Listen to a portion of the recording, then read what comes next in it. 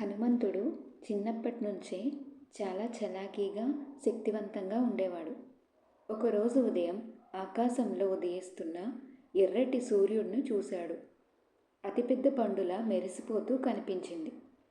చిన్న హనుమంతుడు అనుకున్నాడు, అబ్బా, ఎంత పెద్ద ఎర్రటి పండో, దాన్ని తినాలి అని వెంటనే ఆకాశంలోకి ఎగిరి సూర్యుడి వైపు దూసుకెళ్ళాడు.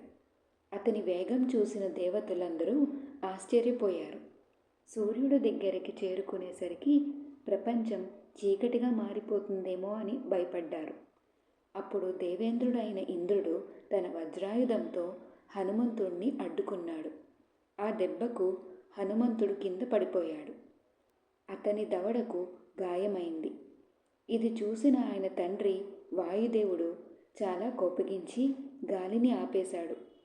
గాలి లేకపోవడంతో ప్రపంచంలోని జీవులు ఇబ్బంది పడ్డారు. దేవతలు వెంటనే వచ్చి హనుమంతుణ్ణి క్షమాపణ కోరారు. అతనికి అనేక వరాలు ఇచ్చారు. అపారమైన బలం, జ్ఞానం ప్రసాదించారు. ఆ రోజు నుంచి హనుమంతుడు మహాశక్తివంతుడుగా ప్రసిద్ధి చెందాడు. హనుమంతుడు చేసినది తప్పు కాదు, అమాయకత్వం. కానీ ఆ సంఘటన తర్వాత అతను మరింత శక్తివంతుడుగా, జ్ఞానవంతుడిగా మారాడు.